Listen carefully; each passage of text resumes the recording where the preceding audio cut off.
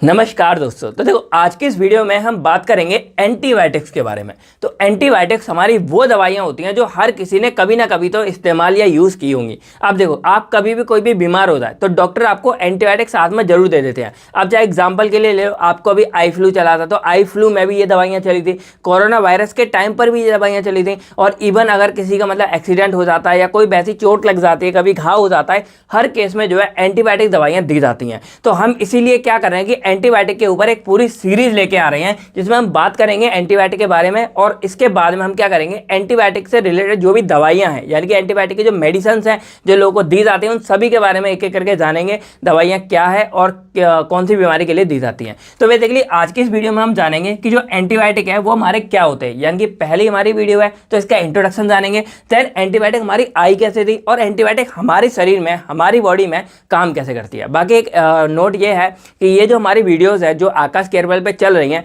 ये सिर्फ उन बच्चों के लिए नहीं है जो मेडिकल फील्ड से कनेक्टेड हैं या आप B pharma D pharma nursing कर रहे हो, बल्कि ये जो भी हमारी वीडियो है वो हर किसी के लिए है, यानी कि कोई आम जनता भी देख सकती है, आम पब्लिक भी देख सकती है, जिससे आपको इन दवाइयों के बारे में एक बेसिक नॉलेज हो जाएगी। तो आप आगे कोई स्कैम से या आप कोई गलत दवा खाने से जो है बच सकते हैं। तो आपसे रिक्वेस्ट है कि इन वीडियोस को आप जो है अपने फैमिली के साथ, अपने परिवार के साथ, अपने दोस्तों के साथ जरूर शेयर करें। चलिए, तो अब अगर हम बात करें यहाँ पर एंटीबायोटिक के बारे में, तो हम क्या करेंगे, सिंपली जो इसका नाम है, जैसे एंटीबायोटिक है तो इसी नाम को अगर हम तोड़ दें दो पार्ट्स में तो उससे हम समझते हैं कि ये हमारी दवाई कैसे काम करती है। तो सिंपल अगर देखा जाए, यहाँ पर हमारा वर्ड क्या आ रहा है, एंटी। तो एंटी का मतलब सिंपल क्या होता है, किसी चीज का अपोजिट या फिर अगेंस्ट आना। यानी कि सिंपल है, मान लो आपसे पापा बोल रहे हैं कि यहाँ घर से बाहर नहीं निकलना, आप वही कर रहे हो, यानी कि आप उल्टा कर रहे हो, जो कोई बोल रहा है तो उन्हीं को हम बोलते हैं एंटी। यानी कि कोई भी काम है या कुछ भी चीज है उसका जस्ट उल्टा या उस चीज को आप रोक टोक कर रहे हो तो वो आपका हो जाता है एंटी। अब यहाँ पर दूसरा वर्ड हमारा आता है बायोटिक्स, इसी एंटीबायोटिक का। तो बायोटिक का मतलब होता है जो छोटे छोटे हमारे लिविंग थिंग्स होते हैं, माइक्रो ऑर्गेनिज्म होते हैं। अब जैसे एग्जांपल के लिए मैं आपको बताऊं, जैसे हमारा जो एनवायरनमेंट है, यहाँ पे मैं अभी खड़ा भी हूँ या आप लोग यहाँ पे वीडियो देख रहे हो, इन हर तरफ पे हमारे को छोटे छोटे, बहुत ही माइनर से छोटे छोटे क्या है, जीव प्रेजेंट होते हैं। अब ये जो हमारे जीव है, लिविंग थिंग्स होते हैं, ये हमारे, इनको हम माइक्रो ऑर्गेनिज्म बोलते हैं। तो ये हमारे कुछ ऐसे प्राणी होते हैं जिनको हम अपनी साधारण आंखों से नहीं देख सकते हैं, लेकिन ये हमारे प्रेजेंट है, यानी कि हमारे पूरे वातावरण में मौजूद है, और उसके अलावा ये हम लोगों को बीमार भी करते हैं। जैसे एग्जांपल आपको, जैसे कोरोना हुआ था तो कोरोना के टाइम पे हमारा एक वायरस था। अब वो वायरस हमको दिखाई तो दे नहीं रहा था, लोग जो है मलेरिया और डेंगू से भी बच जाते हैं क्योंकि उन्हें मच्छर दिखते हैं, लेकिन ये वायरस हमको नहीं दिख रहे थे। इसी कारण से क्या हो रहा था कि हम वायरस से बार बार जो है बीमार हो रहे थे, और इतने लोग इतने ज्यादा बीमार हो रहे थे, इतने ज्यादा फैल रहा था। तो इसी तरह हमारे पूरे एनवायरनमेंट में, पूरे वातावरण में कुछ ऐसे माइक्रोब्स, ऐसे जीव्स होते हैं जो बहुत ज्यादा छोटे हैं और वो हमें अपनी इन आंखों से नहीं दिखाई दे रहे, तो उनको हम बोलते हैं माइक्रो ऑर्गेनिज्म। तो यहाँ जो बायोटिक्स है उसमें हम इन्हीं छोटे छोटे माइक्रो ऑर्गेनिज्म के बारे में बात कर रहे हैं, जो छोटे सूक्ष्म जीव होते हैं उनके बारे में बात कर रहे हैं। मेनली जो हमारा होता है बैक्टीरिया। तो देखो यहाँ पर हमारा क्या हो गया, आ गया मेन हमारा बैक्टीरिया, और यहाँ पे हमारा मतलब क्या था, उस बैक्टीरिया को उल्टा यानी कि पलट करने वाला। तो बेसिकली अगर देखा जाए तो एंटीबायोटिक्स जो हमारी ऐसी दवाइयाँ हैं जो हमारे इन्हीं बैक्टीरिया को मारने का काम करती हैं, यानी कि जो हमारे बैक्टीरिया हम लोगों को बीमार कर रहे हैं, उन बैक्टीरिया को मारने का काम कौन कर रहा है, हमारी एंटीबायोटिक दवाइयाँ कर रही हैं। तो आप एक बेसिक फंडा समझ गए कि एंटीबायोटिक दवाइयाँ वो दवाइयाँ होती हैं जो ऐसे छोटे छोटे जीव होते हैं, जैसे बैक्टीरिया हो गया, वायरस हो गया, कुछ फंजाई वगैरह हो गए, तो जो ऐसी चीज़ें हमको बीमार करती हैं, उन बैक्टीरिया वायरस से लड़ने होने वाली बीमारियों से हमको बचाता है, और उन बैक्टीरिया को मारने का काम कौन करता है, हमारा ये एंटीबायोटिक करता है। अब यहाँ पर हम एक बेसिक फंडा समझते हैं कि एंटीबायोटिक सबसे खास किस्म की दवाई क्यों है, यानी कि इतनी इंपॉर्टेंट और एकदम प्रीसियस है, इतनी मजेदार दवाइयाँ क्यों होती हैं। तो एग्जाम्पल के लिए समझो, मान लो यहाँ पर कोई बंदा है और वो हो गया बीमार। अब बीमार किससे हुआ, मान लो बैक्टीरिया से क्या हुआ, वो बीमार हो गया। तो बैक्टीरिया हमारा बहुत छोटा होता है, हमको दिखता नहीं है, तो वो हमारी बॉडी में गया और हमको क्या किया, इस तरह से उसने हमारी पूरी बॉडी को क्या कर दिया, बीमार कर दिया। ठीक है, अब जब ये हमारा बीमार, जब हम किसी बैक्टीरिया, वायरस या कोई छोटे छोटे जीव से बीमार होते हैं, उसको हम बोलते हैं इन्फेक्टियस डिसीज, या हम बोलते हैं हमारे शरीर में इन्फेक्शन हो गया है। तो हम इन्फेक्शन से क्या हो गए, बीमार हो गए। अब जो ये इन्फेक्शन है जो हमें किसी बैक्टीरिया की वजह से हुआ है, इसको अगर हम साधारण दवाइयाँ, यानी कि जो बैक्टीरिया, जो हमारी एंटीबायोटिक एंटीबायोटिक नहीं है, इनके अलावा जो साधारण दवाइयाँ हैं उनसे अगर मारते हैं, हो सकता है कि वो हमारी बॉडी को भी नुकसान पहुँचा दें। तो यही कारण है कि जो हमारे एंटीबायोटिक है वो उनसे नहीं मरते हैं और हमारी बॉडी में नुकसान पहुँचा सकते हैं। दूसरा जो एंटीबायोटिक मतलब जो बैक्टीरिया है उनका नुकसान क्या है कि ये लिविंग थिंग्स है, यानी कि ये जिंदा चीज़ें जो हमारी बॉडी में हमें बीमार कर रही हैं, तो ये ग्रो करते हैं, यानी कि अपने आप को बढ़ाती हैं, 2 से 4 हो रही हैं, 4 से 8 हो रही हैं, और जब अपने आप को ये बहुत ज़्यादा बढ़ा रही हैं तो इससे क्या होता है कि अब हमारी बॉडी के लिए खतरा और ज़्यादा बढ़ जाता है, क्योंकि बैक्टीरिया जो हमारे पहले 1-2 गए थे वो हमारी बॉडी में बढ़ते जा रहे, तो इससे क्या होगा, अब ये हमारी बॉडी को और ज़्यादा नुकसान करेंगे और हमारी बॉडी को धीरे धीरे खाने जाएंगे और हमारी बॉडी एक ऐसी अवस्था आएगी, ऐसी कंडीशन आएगी जब हमारी बॉडी अपना दम तोड़ देती है और इंसान मर जाता है। सेम हमारा हो रहा था कोरोना के टाइम पे कि जो हमारा वायरस हमारी बॉडी में जा रहा था वो धीरे धीरे अपने आप को बढ़ाता जा रहा, बढ़ाते बढ़ाते इतना ज़्यादा बढ़ गया कि इंसान के जो सांस लेने में दिक्कत होने लग गई और धीरे धीरे वो मरने लग गया था। तो यही कारण है कि जो हमारे ऐसे बायोटिक या छोटे जीव होते हैं वो हमारी बॉडी में अपने आप को बढ़ाते जाते हैं और इससे हमारी बॉडी में खतरा बहुत ज़्यादा बढ़ जाता है और इंसान मरने वाली कंडीशन में हो जाता है। तो जब ऐसी चीज़ें हो रही थी तो अब यहाँ पर क्या हुआ, हमको कुछ ऐसी दवाइयाँ चाहिए थी जो हमारे इस बैक्टीरिया या वायरस या इन चीज़ों को मार सके।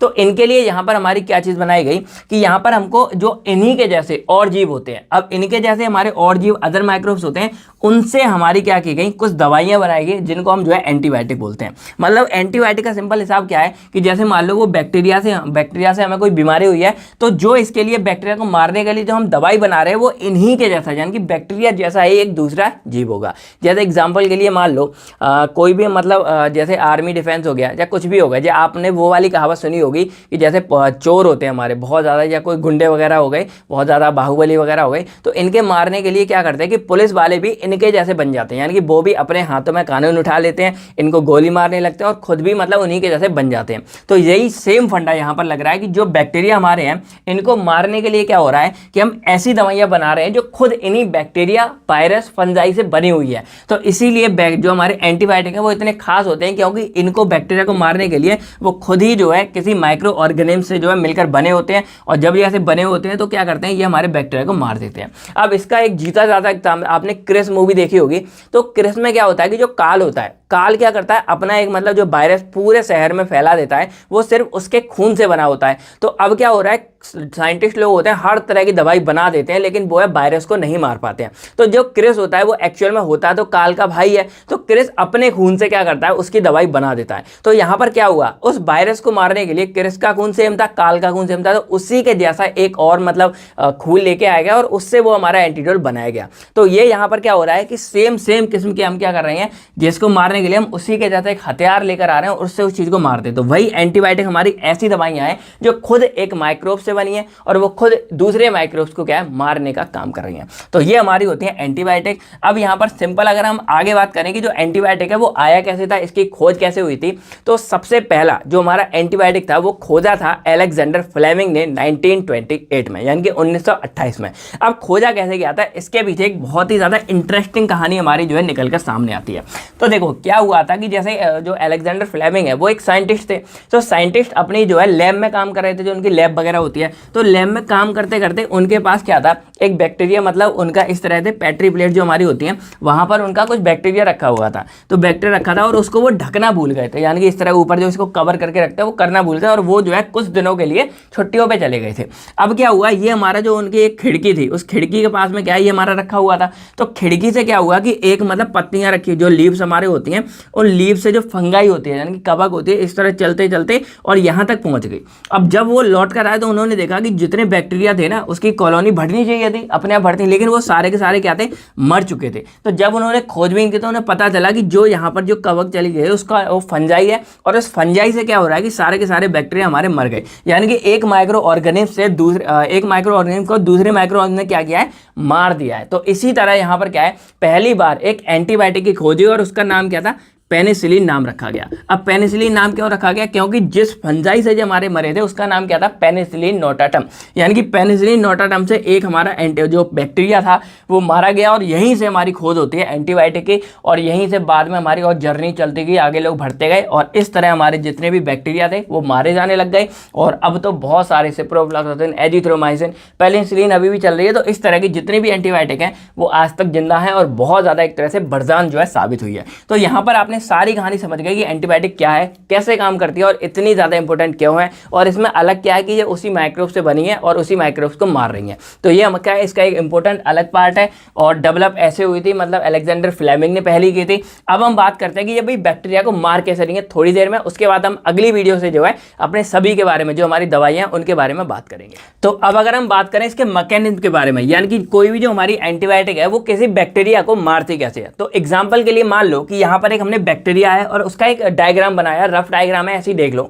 तो सबसे ऊपर हमारी होती है सेल वाल। सेल वाल मतलब जो बैक्टीरिया को पूरी स्ट्रेंथ प्रोवाइड करी, मजबूती, जैसे हमारी स्किन है। तो ये हमारी रिगिड होती है, थोड़ी सी क्या होती है, ठोस होती है, जो बैक्टीरिया को बचा के रखती है। चलो यहाँ पर एक बैक्टीरिया की पूंछ भी बना देते हैं जो इस तरह होती है, और ये हमारी क्या होती है, पूंछ जो होती है उसकी, वो हमारे उसको बैक्टीरिया को कम्युनिकेशन में हेल्प करती है, जो एक दूसरे से बात करते हैं। ठीक है, तो ये हमारी सेल वाल है। फिर एक सेल मेम्ब्रेन होती है, यहाँ पर ये अंदर वाली है, ये बाहर वाली है, और ये राइबोसोम होते हैं कुछ, इसमें जो प्रोटीन बनाते हैं, जैसे बैक्टीरिया हमारा जिएगा। फिर न्यूक्लियस है जो जेनेटिक मटेरियल है, जो हमारा बैक्टीरिया को ग्रोथ करने में, 1 से 2 बैक्टीरिया बनने में हेल्प करेगा, और इसके अंदर ये फ्लूइड भरा होता है। ठीक है, अब इसमें होता क्या है, जैसे जो हमारा जो मतलब एंटीबायोटिक है वो अपना 3-4 तरीकों से काम करता है। सबसे पहला काम क्या करेगा कि एंटीबायोटिक के सेल वाल को क्या कर देगा, खत्म कर देगा। और जब सेल वाल हमारी खत्म हो जाएगी तो अब यहाँ पर क्या हो रहा है कि सेल वाल मरने के बाद बैक्टीरिया के मेन, जो मतलब एक तरह से बोलते हैं ना बैकबोन ऑफ द बैक्टीरिया, तो बैक्टीरिया की स्ट्रेंथ, ताकत सब खत्म हो जाएगी, तो धीरे धीरे बैक्टीरिया क्या होता है, यहाँ पे मर जाता है। दूसरा केस क्या है, बैक्टीरिया यहाँ पे जो हमारा एंटीबायोटिक है उसके सेल मेम्ब्रेन को खत्म कर सकता है,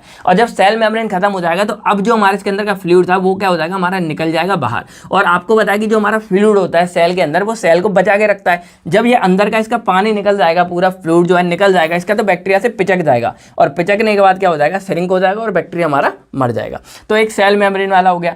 तीसरा एंटीबायोटिक का काम क्या होता है, जैसे जो राइबोसोम है हमारे, इसके अंदर होते हैं, ये इस बैक्टीरिया की प्रोटीन बनाते हैं। तो जब ये हमारा क्या करेगा, ये इस राइबोसोम को जाके क्या कर देगा, खत्म कर देगा। और जब ये राइबोसोम हमारा खत्म हो जाएगा तो जो प्रोटीन बन रहा था हमारे बैक्टीरिया का, वो खत्म हो जाएगा, तो हमारा बैक्टीरिया आगे ग्रोथ नहीं कर पाएगा और वो वहीं पे मर जाएगा। चौथा क्या आता है कि जो एंटीबायोटिक है वो हमारे न्यूक्लियस को क्या करेगा, खत्म करेगा। और न्यूक्लियस के बाद RNA होता है। तो जब न्यूक्लियस खत्म हो जाएगा तो बैक्टीरिया हमारा 1 से 2 नहीं कर पाएगा, और जब बैक्टीरिया ग्रोथ ही नहीं करेगा तो वो हमारे लिए नुकसानदायक नहीं है और उसका आगे भी कोई मतलब नहीं होगा। तो इस तरह हम क्या कर सकते हैं कि एंटीबायोटिक 4 तरीकों से यहाँ पे जो है अपने इस बैक्टीरिया को खत्म करता है, और बैक्टीरिया जब खत्म हो जाएगा तो हमारी बॉडी क्या हो जाएगी, बैक्टीरिया से फ्री हो जाएगी, और धीरे धीरे हमारी बॉडी रिकवर होकर अपने आप को ठीक कर लेती है। तो जो है इस तरह हमारे जो है जो एंटीबायोटिक है वो अपना काम करते हैं। तो आई होप आपको सारी की सारी कहानी इस एंटीबायोटिक की समझ आ गई होगी। अब हम क्या करेंगे, अगली जो हमारी वीडियो होगी उसमें हम एंटीबायोटिक मेडिसिन के बारे में पढ़ेंगे, दवाइयां, और हर वीडियो में हम लगभग 4 से 5 दवाइयों के बारे में पढ़ेंगे। वो दवाइयां कौन सी बीमारी को ठीक करती हैं और कौन कौन सी दवाइयां होती है, तो इन्हीं के बारे में हम नेक्स्ट वीडियो से बात करेंगे। तो आपको ये वीडियो कैसी लगी कमेंट करके जरूर बताओ। बाकी अगर कोई भी डाउट्स है तो आप कमेंट करके पूछ सकते हो। बाकी अगर आपको सिलेबस वाइज, आप बी फार्मा वाइज देख रहे हो कि आपको एंटीबायोटिक के पूरा बीटा लैक्टम ये सारा कुछ चाहिए, तो डिस्क्रिप्शन में लिंक डाल दूंगा, आप जाके उनको डिटेल्स में जो है चेकआउट कर सकते हो। 6 सेमेस्टर में दिया था।